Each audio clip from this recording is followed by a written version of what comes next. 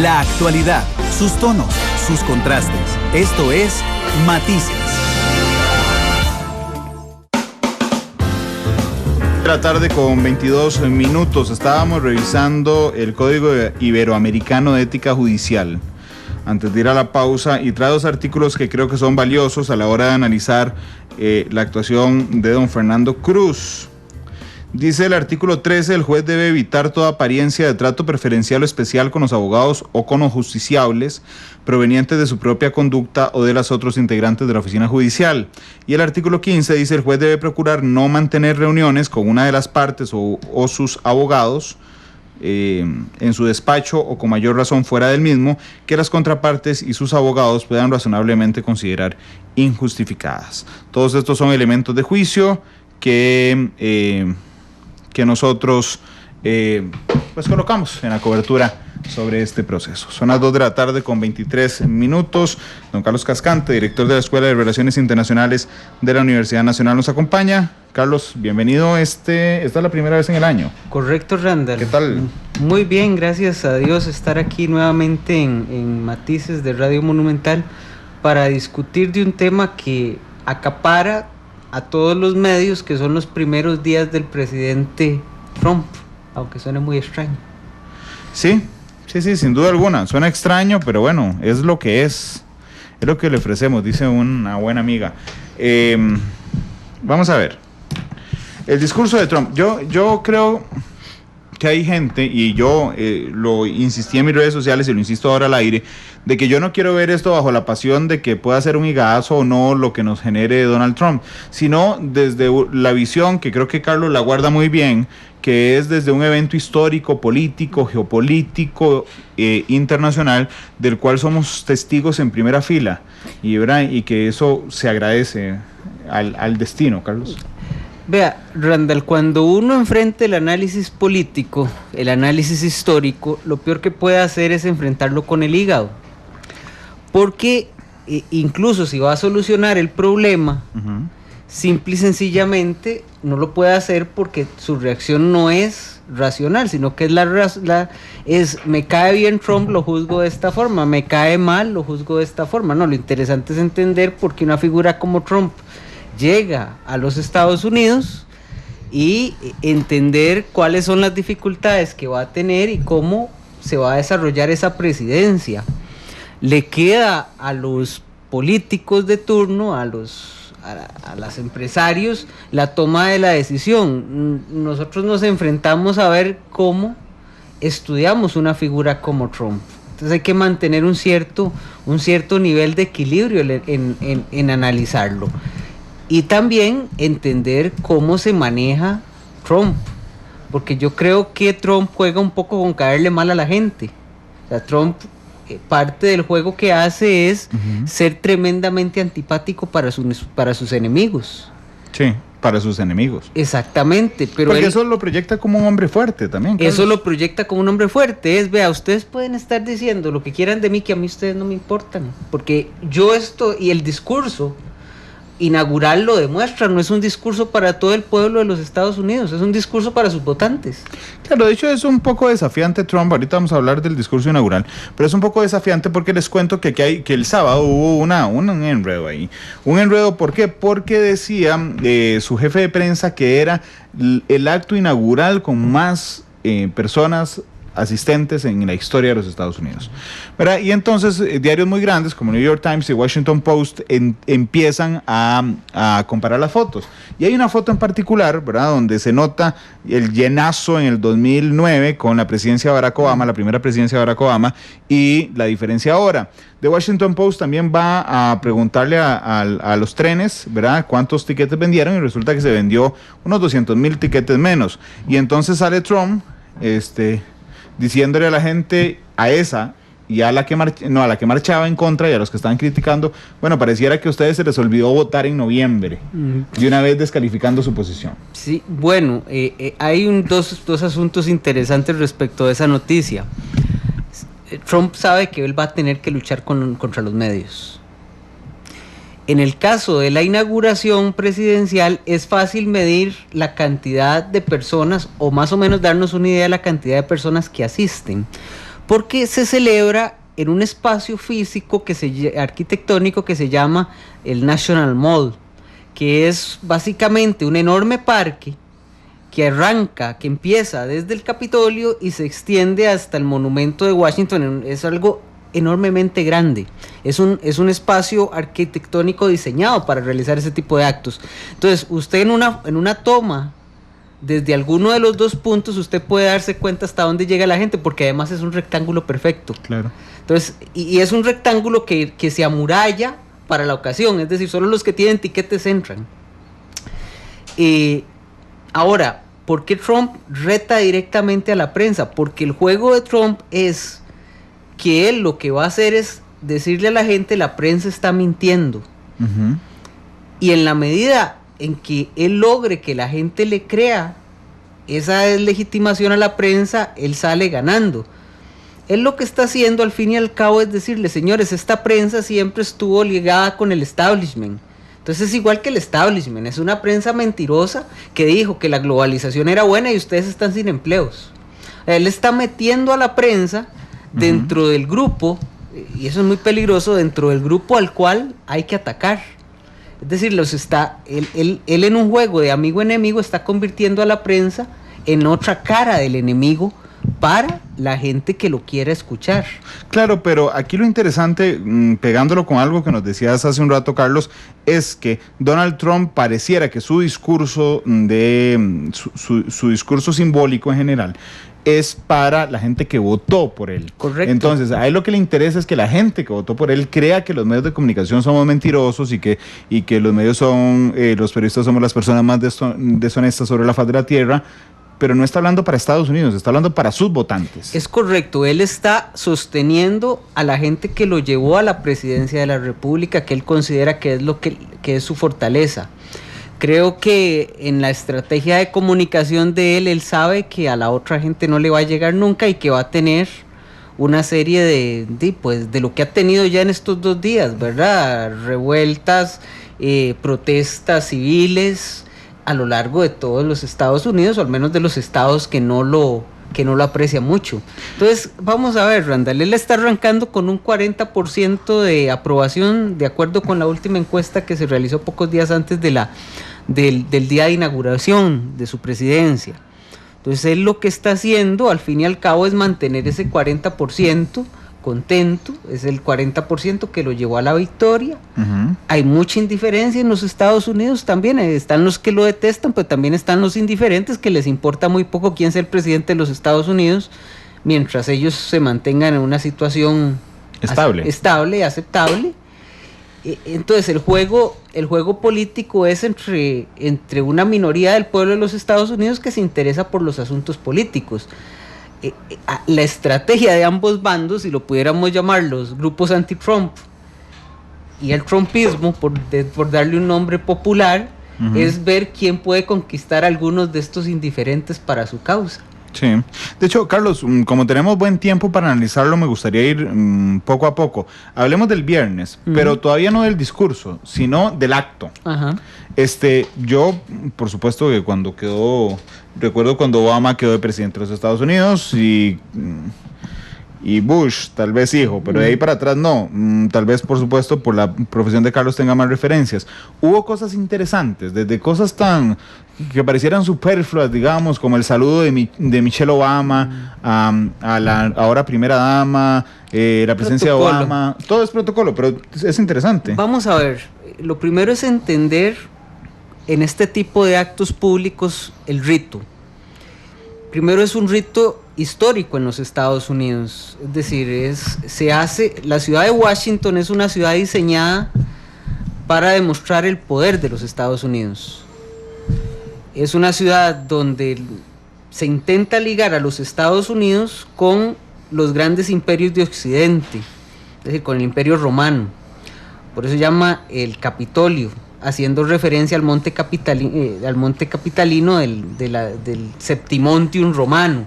Es decir, tiene toda una connotación de tipo histórico. Uh-huh. La gente que va a Washington tiene que darse cuenta que está en un lugar con poderes imperiales.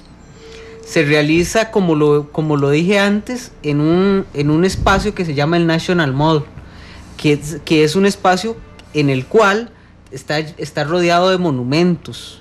Inicia en el Capitolio, se prolonga por el monumento a Washington, llega hasta el monumento a Lincoln. Entonces es un espacio gigantesco y muy simbólico porque usted se siente en la antigua Roma caminando, en el sentido del peso de los edificios. Entonces es toda una escenografía, y cuando usted ve las inauguraciones, ve ese montón de gente y ve al frente, en un lugar elevado, con una tarima gigantesca, usted ve al tipo recibiendo el juramento, dando el juramento. Es realmente muy poderoso en términos simbólicos la comunicación política. ¿Qué hay de especial en esta inauguración? Creo yo que si usted ve el público que asiste a la inauguración fue muy distinto, por ejemplo, al público de la inauguración de Obama. Por un lado, Trump intenta que en esa inauguración vaya gente de la clase media blanca desplazada de los Estados Unidos. Los que votaron por él.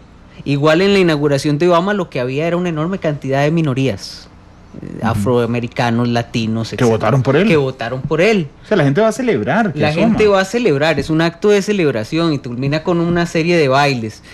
Es un acto también que se da en invierno, entonces el aglutinamiento de gente vestida para el frío también es muy sobrecogedor en términos de la fuerza y el calor humano que ahí se vive. Es decir, es un acto realmente poderoso desde el punto de vista desde el punto de vista simbólico. También es simbólico que el juramento se hace ante el presidente de la Corte Suprema de Justicia de los Estados Unidos, lo que refleja el poder de la Corte como tal dentro de los Estados Unidos. Que esa era una pregunta al margen, pero voy a aprovechar para hacerla ya. ¿Quién juramenta? ¿El presidente entrante escoge cuál juez supremo le juramenta? El juez presidente. ¿O es el presidente? El juez presidente es el que juramenta. Entonces ahí vos lo que te está diciendo es que es un país que es un imperio, pero controlado por leyes, al menos internamente.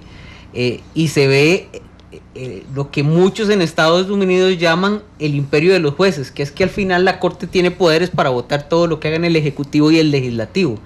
Se ve los pesos y contrapesos, porque al fin y al cabo los miembros de la Suprema Corte son electos por el Ejecutivo, más allá de cualquier presidente, son electos por el Ejecutivo, ratificados por el Legislativo. Entonces se juega con todo eso, es muy simbólico, refleja los valores que se quieren transmitir a través de la ceremonia, pero a la vez el gran poder de los Estados Unidos. Yo no sé si tuviste la oportunidad de ver todas las marchas que hubo después, ¿verdad?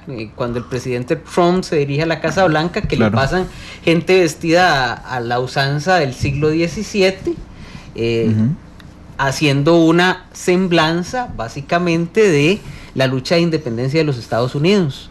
Entonces es una serie de actos simbólicos generales, y hay actos simbólicos particulares en el caso de la investidura de Trump. Hay uno que me llamó la atención. Yo me imaginé un traspaso de poderes aquí en el Estadio Nacional, donde el presidente dijera, bueno, y ahora vamos a hacer una oración no se va a venir el presidente de la conferencia episcopal para hacer una oración, y ya hubiera visto a todos nosotros pegando gritos, y el Estado laico ya, y dónde está la separación iglesia-Estado. Ahí no, o sea, realmente es una ceremonia que tiene gran parte, o buena parte, también religiosa, Carlos. Vea, en los Estados Unidos se da lo que se llama una religión civil. Todos creemos en Dios. Bueno, en Estados Unidos los que creen en Dios, todos creen en Dios. Y no está mal que Dios esté dentro de las ceremonias civiles.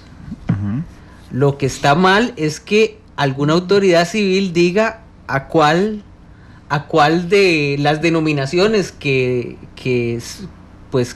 adoran a un creador lo exprese abiertamente. O sea, en esa ceremonia lo que se vería mal, por ejemplo, es que Donald Trump dijera, bueno, yo soy protestante episcopalista, o que, por ejemplo, en el caso del presidente católico de Kennedy hubiera dicho, bueno, lo que vamos a hacer aquí es un Te Deum, que es algo muy exclusivo de la Iglesia Católica, Apostólica y Romana. Claro.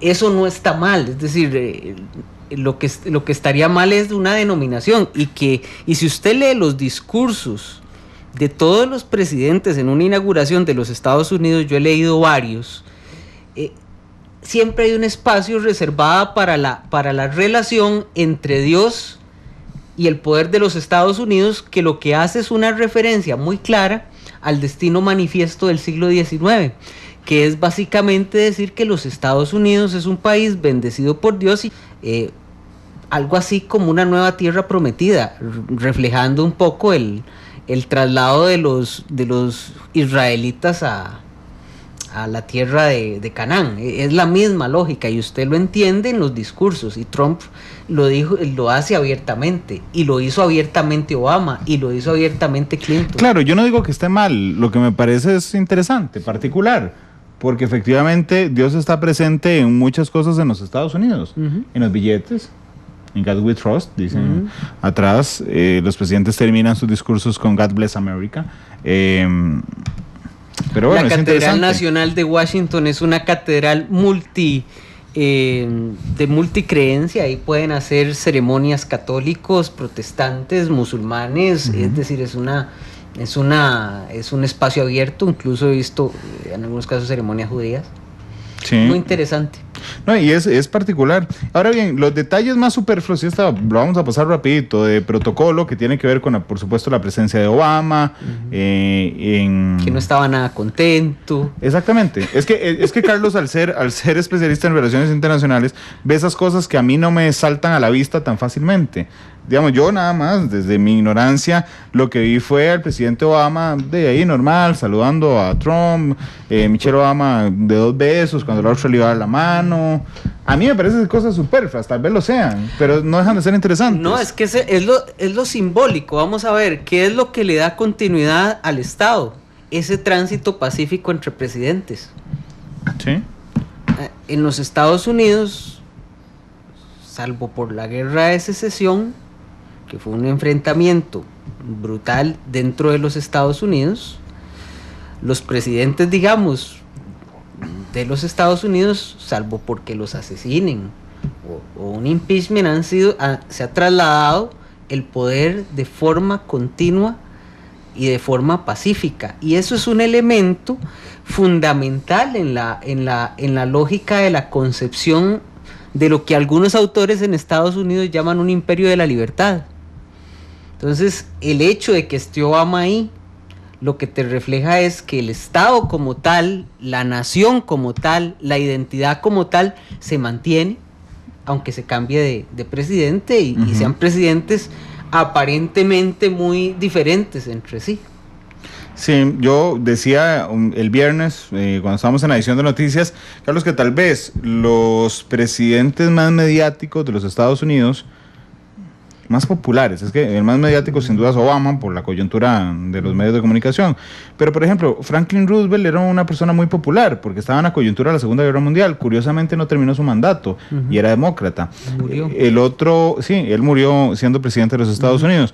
El otro caso que me salta a mí a la memoria es el de John F. Kennedy, un presidente muy popular que efectivamente no terminó su mandato porque fue asesinado, demócrata también, y Obama como figura también mediática. Lo que intento resaltar de esta breve reseña es que los 3 presidentes que a mí me parecen más mediáticos en la historia de Estados Unidos o más populares son demócratas, no republicanos. Habría que definir qué se entiende por mediático popular. Querido por la gente. Reagan fue inmensamente popular y ganó una elección como nunca ningún presidente la había ganado. Es probable. Siendo republicano, un tipo actor, manejo de medios y de... No era buen actor, eso sí dicen algunos. No, pero... Y Juan Pablo II tampoco lo era, dicen, pero manejaba muy bien los medios. Entonces... el histrionismo de Reagan fue inmensamente fuerte en los Estados Unidos, tanto así que la presidencia de Reagan le permite un tercer mandato consecutivo al Partido Republicano. Uh-huh. Vea usted que en los casos que usted me menciona, Roosevelt sí en época de guerra logran una reelección el partido demócrata. Obama no lo consigue. Obama es popular, pero el país está dividido.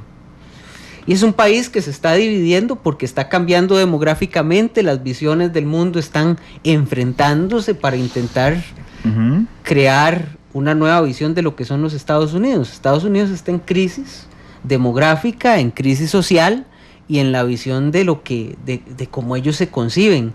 Están viviendo también el problema de no haber conseguido ese hegemonismo que surgió después de la Guerra Fría.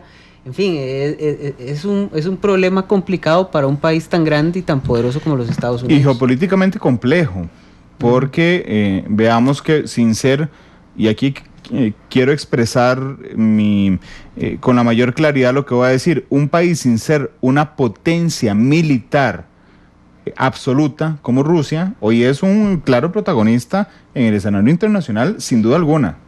¿Sí? Y eso es mucho por la labor de Putin, ¿verdad? Que ha logrado, digamos, que en algún momento, cuando asumió la primera vez la presidencia de Rusia, tal vez sintió como que al resto de países, incluyendo los miembros del Consejo de Seguridad, les valía la posición de Rusia para hacerlo hoy un gigante, y Putin tal vez es la figura del planeta más fuerte en ese momento.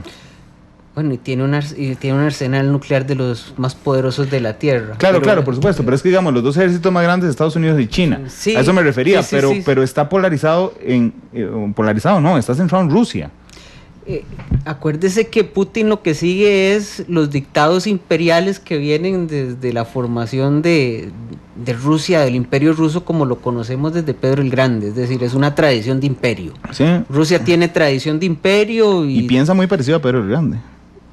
En general todos los zares y los soviéticos han pensado muy parecido a Pedro el Grande porque es un asunto geopolítico. Sí. Es decir, la geopolítica está bien. Yeltsin no tanto. Pero recuerde que Yeltsin vive una etapa de debilidad. O sea, como todo imperio tiene etapas de debilidad. Estamos en una etapa de expansionismo ruso después de una pérdida de espacios normales que eran rusos. Sí. Espacios de influencia normales. Entonces los Estados Unidos ya no son esa potencia hegemónica. Cuando cae el muro de Berlín, Rusia vive una etapa de crisis muy fuerte que hace que los Estados Unidos tengan un poder exagerado en términos de que no hay otro que pueda competirles en ciertas zonas.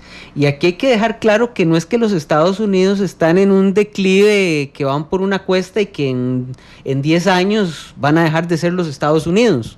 Pero lo que sí está claro es que los Estados Unidos no tienen una capacidad para controlar todo el planeta. Como ningún imperio ha tenido la capacidad de un control absoluto de todo el planeta. Sí, dice Héctor Vides, el presidente Roosevelt Randall no murió curiosamente, estaba enfermo y fue estoico. No, yo no dije que murió curiosamente, es que tal vez me faltó la coma. Dije que murió, coma. Curiosamente, también el presidente Kennedy, no me refería en particular a la muerte del presidente Roosevelt.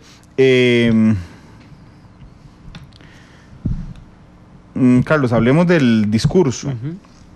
Para finalizar este primer bloque y después regresamos con las primeras órdenes ejecutivas. El discurso de Trump, mucha gente esperaba que en el primer discurso como presidente, cuando asumiera el cargo, tal vez finalmente se mostrara un cambio al Trump candidato, y lo que se mostró fue un reforzamiento del Trump candidato. Fue un poco más de educación. Sí, digo, por el escenario y la coyuntura. Por el escenario y la coyuntura, él no puede escribir lo que escribe en Twitter con tanta vehemencia. También veremos ahora que el Twitter del presidente de los Estados Unidos, si hay un mayor control de lo que dice. Pero también hay un mayor monitoreo de lo que dice. Exactamente. Porque el que tiene que agradecerle profundamente al destino que haya quedado Donald Trump de presidente es Twitter. Sí, Twitter es una red social gigantesca, pero que con Trump y con el Vaticano va a crecer exponencialmente. Absolutamente, nos cuenta el POAS que ahora Twitter se convirtió en un indicador financiero, que en todos los mercados se está monitoreando minuto a minuto lo que Trump diga en Twitter. Claro, claro, sin lugar a dudas. Yo no tenía Twitter y tuve que abrir cuenta en Twitter. Ya lo ve. ¿Cuál es? Para que lo sigan, Carlos. Montecristo 77. Montecristo 77. Ya lo saben ahí, para que sigan ustedes a Carlos. Porque no pongo mucho, nada más es una cuenta de seguimiento. No creo que mi pensamiento sea tan interesante como el de Trump. Bueno, pero le cuento que usted es analista de Noticia Monumental, así que supongo que sí. Lo seguirá mucha gente. Esperemos.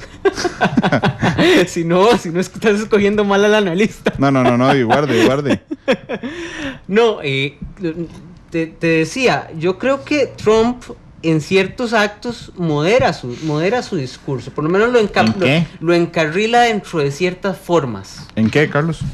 Por ejemplo, vos lees con detenimiento el discurso de inauguración, no hay una referencia a un país específico al cual insulte. Ok. Eso es una forma de moderación. De hecho, él no habla de ningún país específico, habla de las capitales del mundo, tendrán que saber. Eso es un gesto de moderación. No es la esperanza que la OTAN espera, ni la Unión Europea espera, pero es mejor que oírlo en un periódico británico apoyando al Brexit y criticando a Angela Merkel.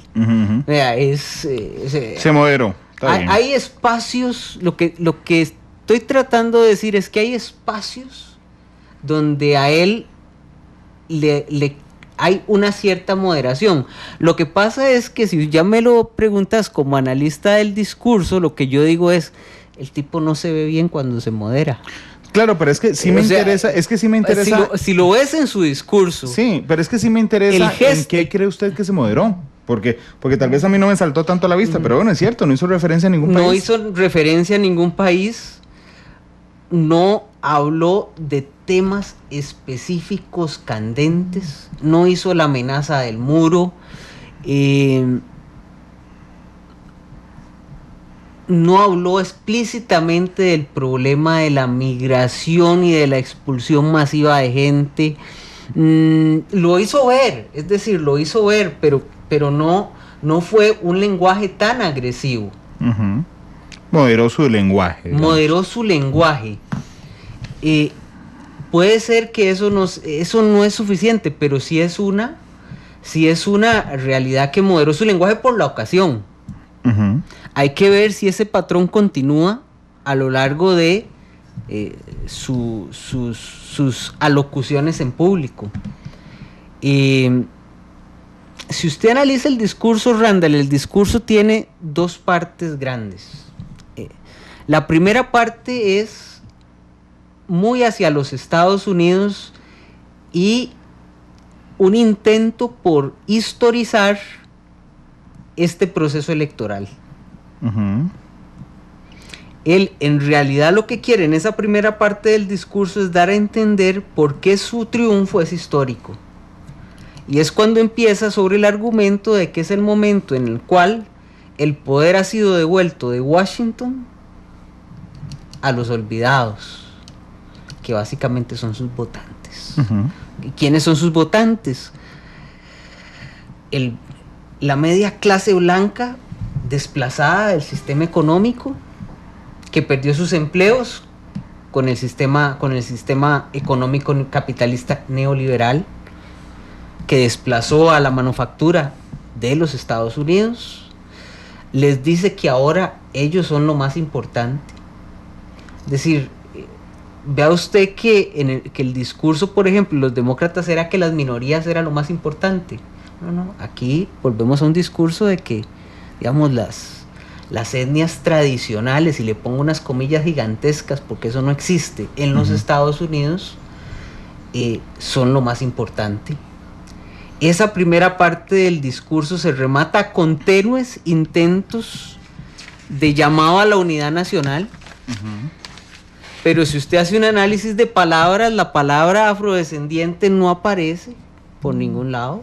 Muy poco. No he hecho el conteo de palabras, es algo que tengo que hacer más adelante, pero no es algo que aparezca.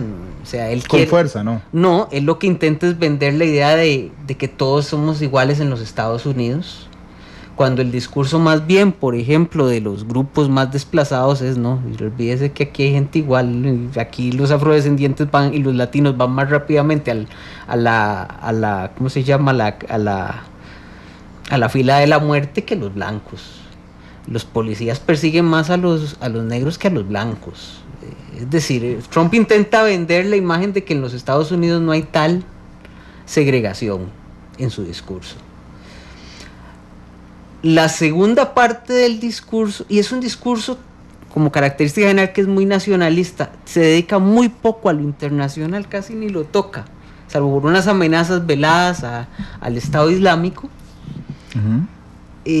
Es muy poco lo internacional que se menciona. Hay una frase que sí es muy poderosa en el discurso, que es: compraremos que cierra esa primera parte de esperanza hacia su gente que votó por él. Compraremos estadounidenses, contrataremos estadounidenses. América para los americanos. ¿Para cuáles americanos, verdad? La pregunta de Bolívar.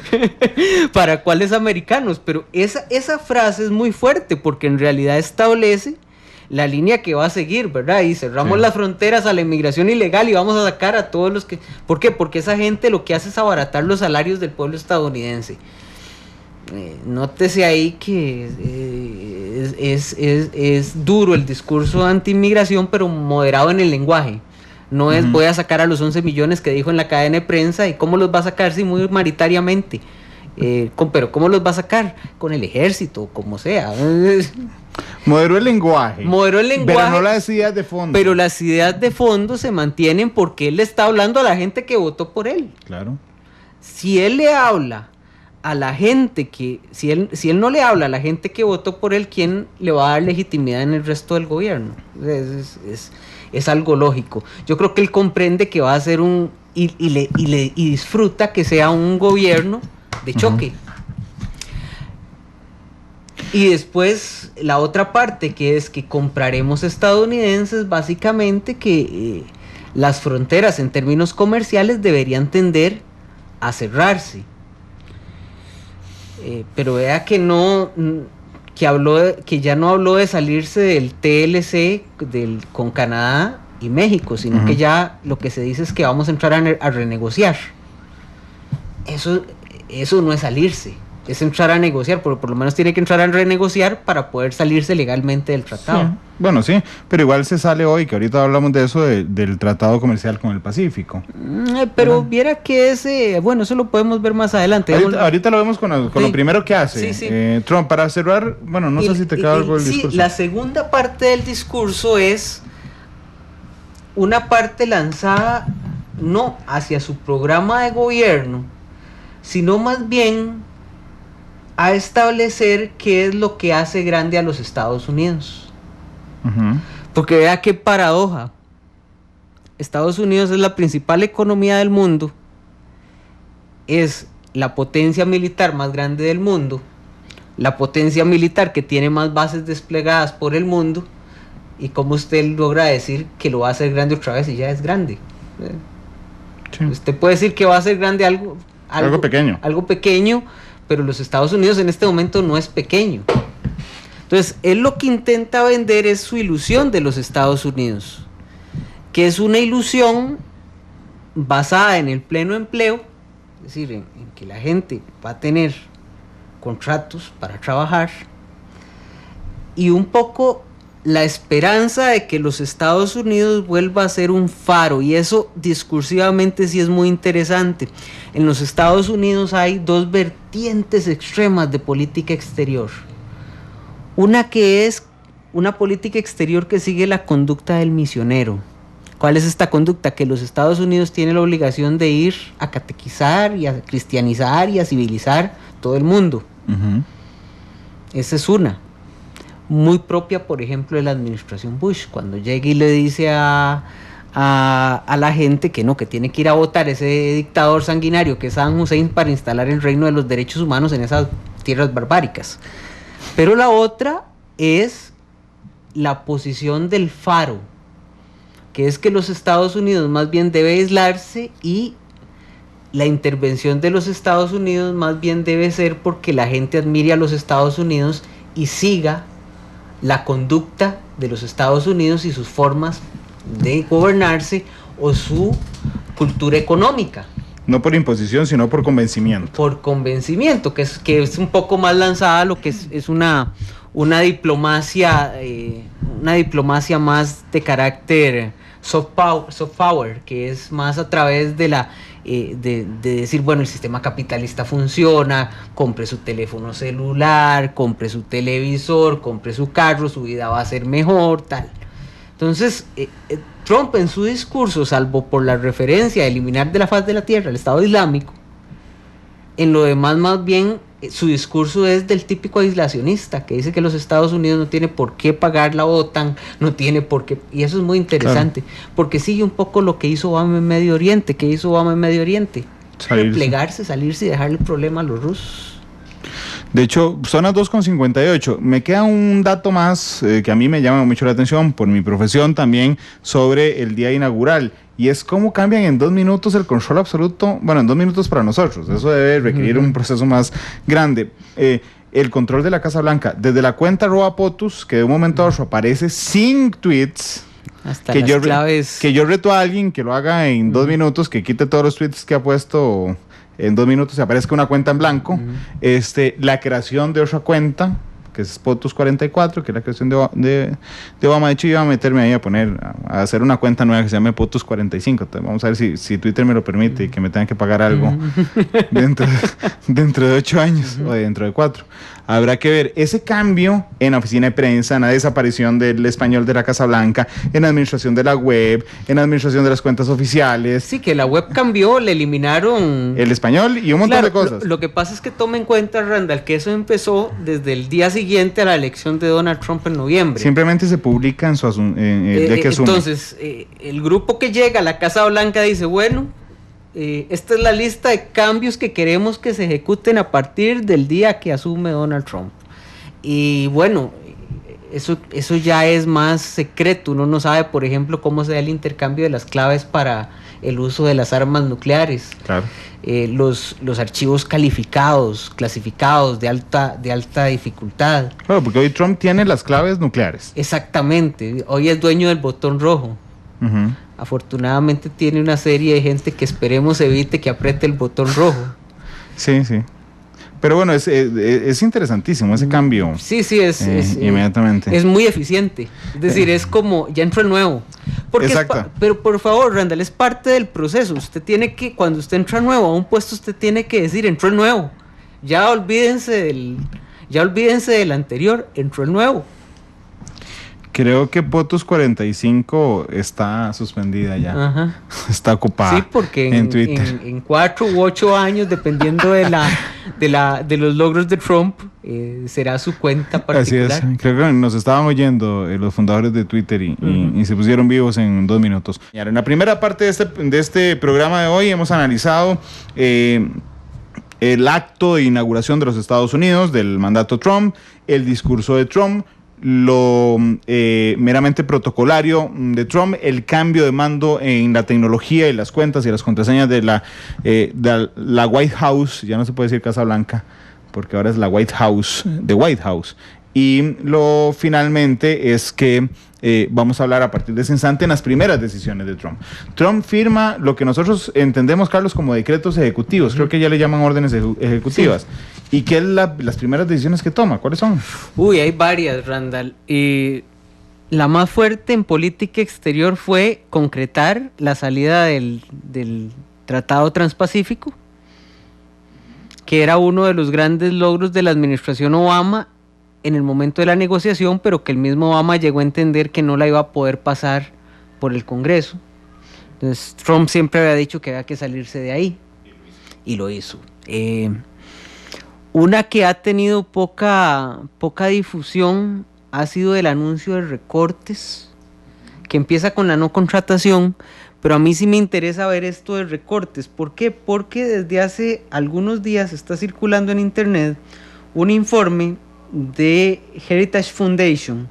Heritage Foundation es un poderoso grupo de inteligencia en los Estados Unidos, muy ligado a posiciones conservadoras, y que tradicionalmente ha estado ligado a las partes más duras del Partido Republicano, pero que son, digamos, los que aportan las ideas de gobierno. Entonces, cuando uno estudia Heritage Foundation y sus argumentos y sus medidas para mejorar la vida en los Estados Unidos, uno puede darse una idea de qué piensan los grupos más conservadores en los Estados Unidos. Heritage Foundation saca un documento que propone no menos de 200 recortes en programas en los Estados Unidos. Y son de especial relevancia desde mi punto de vista las medidas en ambiente, donde básicamente se propone que hay que recortar programas de protección ambiental, así. Reducir la capacidad de la EPA. La EPA en los Estados Unidos es la agencia encargada de protección del ambiente, que surge en la década de los 70 y que es muy poderosa, que se fue volviendo muy poderosa y que básicamente es el límite a las empresas petroleras en los Estados Unidos. Sí, sí. Hay una... Los que somos seguidores de los Simpsons y vimos la película alguna vez, EPA es la gran... Sí.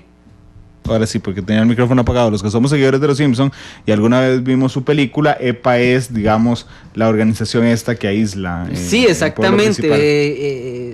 Es una ridiculización de los poderes de la EPA. Exacto. Pero se está proponiendo un recorte fuerte de la EPA. Han puesto además como nominado a ocupar el puesto de director de la EPA al fiscal de Alabama, al ex fiscal general de Oklahoma, que es un estado conocido por la producción petrolera a través de fracking, que es uno de los mecanismos más destructores del ambiente para sacar el petróleo. Hay recortes también en lo que son derechos civiles. A las agencias de protección de derechos civiles, derechos de mujeres, se les está debilitando el presupuesto o está en proceso de debilitar el presupuesto. Y el primer paso que tuvimos hoy básicamente fue que el presidente firma un decreto, una orden ejecutiva mediante el cual se compromete a no aumentar el empleo público en los Estados Unidos, salvo en materia de defensa. Entonces, se vienen recortes muy fuertes en los Estados Unidos. El sector cultural en los Estados Unidos también está molestísimo porque se habla de recortar miles de millones de dólares en la parte cultural y que ese presupuesto será redistribuido hacia la defensa de los Estados Unidos. ¿Por qué? Porque Trump también ha dicho que hay que aumentar el gasto en defensa, que ya de por sí Obama lo había aumentado, pero hay que aumentarlo más. Hoy también Trump, en una reunión con empresarios, el presidente ejecutivo de la Ford, el presidente ejecutivo de Johnson & Johnson, empresas grandes dentro de los Estados Unidos. El señor Johnson. Sí, anunció, no es de apellido Johnson. No. Anunció el recorte masivo de impuestos. Uh-huh. Entonces, eso es un berenjenal desde el punto de vista del déficit fiscal, ¿verdad? Porque va a recortar impuestos, va a recortar aparentemente programas, digamos, muy cercanos a la administración Obama, pero al mismo tiempo va a incrementar el gasto en defensa, ¿verdad? Y el gasto en defensa es verdaderamente alto para entender lo que es el gasto logístico de un ejército, hay que entender que por cada soldado tiene que haber 3 que lo apoyan en logística. Imagínese. Entonces, si usted aumenta un soldado, en realidad no aumenta un soldado, aumenta 4 personas del personal del ejército, en teoría. Puede ser que sea menos, pero es un gasto prominente. No sé, comprar un avión de guerra es algo carísimo, renovar los misiles es algo carísimo. Ya Obama había entrado en un proceso de protección de antimisiles de los Estados Unidos que era bastante caro. Aparte de eso, en aspectos más conservadores, ha expresado ya la renovación del acto de contraaborto del presidente Reagan, pero todavía no hemos entrado a la parte más interesante, que es lo que hagan los republicanos en el Congreso.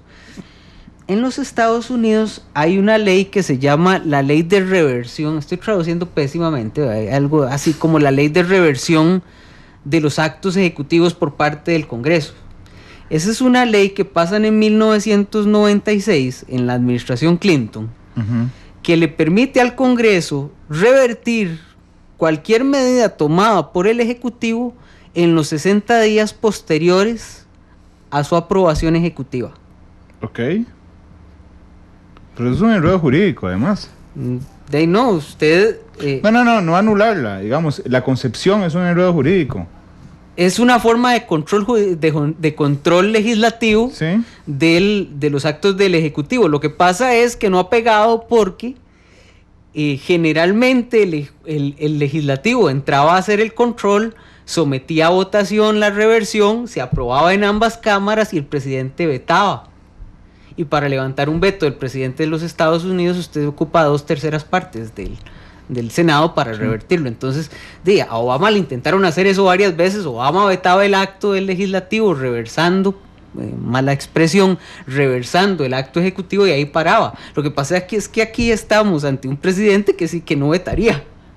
Entonces, hay mucho temor en los Estados Unidos que los actos que se produjeron, 60 días entendidos como 60 días en que el Congreso labore. Por ejemplo, si el Congreso no labora un jueves, eso no se cuenta como día. Sí, días laborales. Días laborales del Congreso, que el Congreso esté en sesión. Entonces, se está contando, haciendo el cálculo, hay actos que desde finales de junio pueden ser sometidos a esa legislación. Entonces eso va a ser un pleito, porque esa legislación también establece un mecanismo acelerado de votación. Entonces, lo que tienen miedo los demócratas es que no pueden hacer filibusterismo para evitar eso. Claro. Entonces, hay una serie de medidas ambientales. Los ambientalistas en Estados Unidos están de veras asustados de que mecanismos de regulación de aguas, de control de la energía, se las puedan votar en estos días en los primeros días en que el nuevo Congreso asumió. Es como que aquí un presidente diga, desaparecemos Setena, o le recortamos el presupuesto completamente a Setena. El acto de reversión sería como que el Congreso en este momento, que se opone al presidente Solís, decidiera volarse algún decreto del presidente Solís. Okay. Y que tenga un tiempo aproximado para eso. Claro, eso sale casi como una ley y el presidente Solís podría vetarla y podría someterse al resello. Lo que te estoy diciendo es que los actos finales, eso se hace también para que los actos finales del presidente no sean una forma de enganchar al que viene. Sí, por supuesto, pero es que aquí, digamos, la particularidad es que se puede anular los de Obama. Esa es la particularidad. Claro, se puede anular los de Obama. Y eso, bueno, va a dar guerra. Ya de por sí, y la otra cosa que está dando guerra son las audiencias públicas para definir si se otorga o no el permiso para que ciertas figuras nominadas por Trump asuman sus puestos en el gabinete. Eso es otro pleito incluso dentro de los republicanos. Han estado muy duras las audiencias. Yo tuve la oportunidad de ver la audiencia de Rex Tillerson, que fue precisamente el mismo día de la conferencia de prensa de Trump, antes de asumir, y se dijo que la conferencia de prensa la hicieron ahí para robarle medios a la audiencia de Tillerson. Y la audiencia de Tillerson era ver a Marco Rubio, senador republicano, despedazando al postulado por Trump. Entonces ahí ves que Trump no la tiene tan fácil en el Senado como quisiera tenerlo. Sí, que lo estaba confirmando aquí, pero para todo Rex Tillerson es el nominado como secretario de Estado. Claro, la figura clave, el segundo del gobierno hacia afuera.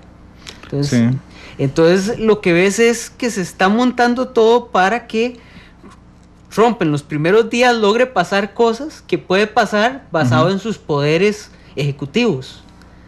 Pero se viene una guerra para la protección de aquellas cosas que no le alcanzan sus poderes ejecutivos. Por ejemplo, el Obamacare. Claro. ¿Por qué? Porque el Obamacare se hizo antes de los 60 días en los cuales la administración actual, a través del Senado y de la Cámara de Representantes, puede eliminar el acto. Carlos, ahora bien, uno de los escándalos los últimos días antes de que Trump asumiera tiene que ver con espionaje y tiene que ver directamente con la CIA. No deja de llamar la atención, y creo que lo hizo el propio, así lo dijo el propio Trump, que su primera visita como presidente fuera el sábado a la CIA. Es clave, la primera visita de Obama fue a la Secretaría de Estado. Bueno. Cambiando un poco la... Aquí podemos ver la lógica de a qué le da más importancia. Exactamente. Esa primera visita es clave porque establece las prioridades del gobierno en términos de su gente del Ejecutivo. La visita a la CIA estuvo también creo que un gesto de desagravio a lo que dijo de la CIA. A lo que él dijo. A lo que él dijo. Acusó a los medios después, pero es lo que él dijo. Pero fue lo que él dijo de la CIA, ¿verdad? Pero acuérdese que él también ataca a los medios. Sí. Es decir, él incluso dijo que la CIA había hecho casa de brujas. ¿Sí? Que eso le recordaba la Alemania nazi. Pero bueno, la primera visita que haces a la CIA, yo creo que él va a estar más distanciado del Departamento de Estado. Pero vamos a ver, yo aquí cuando hablamos de CIA, yo no me imagino, digamos, a los oficinistas en la CIA preocupados por lo que señale Trump. Cuando pienso en la CIA, pienso en los informantes que están en este momento en Afganistán, en China, en zonas muy complicadas del mundo, los que están en Siria, ¿verdad? Que tienen que ver agentes de la CIA en Siria, los que están en Siria, a esos donde yo digo, bueno, ¿qué sentirá hoy un agente infiltrado de la CIA en Siria sin saber para dónde va a agarrar su presidente? No sobre las políticas generales de Trump, sino cómo va a afectar eso. Randall, recuerde que esos institutos y esas instituciones también tienen mecanismos para llamar al presidente a cuentas. Sí. Acuérdese que esa gente sabe más del presidente que el presidente de ellos. Sin duda alguna. Entonces, de los mecanismos que tenía, y es algo ya documentado, por ejemplo, el FBI, en los tiempos de J. Edgar Hoover, cuando lo intentaron los Kennedy, y especialmente el hermano menor de Kennedy, que estaba de fiscal general, limitar los poderes del FBI, él nada más llegó con las fotos de Kennedy con Marilyn Monroe y se las puso en la mesa. Bueno, y se acabó la historia. Negociemos. Sí.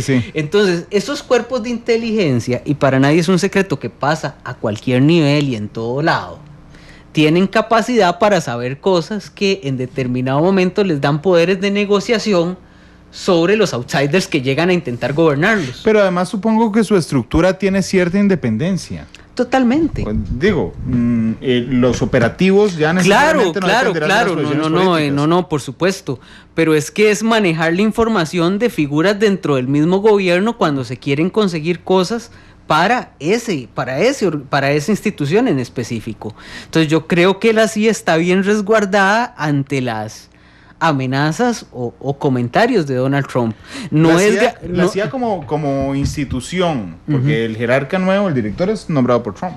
Claro, es un outsider, sí. Pero acuérdese usted, Randall, que los outsiders siempre tienen que lidiar con los insiders, y los insiders, la gente que está adentro sabe cómo es el negocio, y han tenido ya bastantes outsiders para practicar con este nuevo. Pareciera que estamos hablando del Ministerio de las Públicas y Transportes, pero no importa.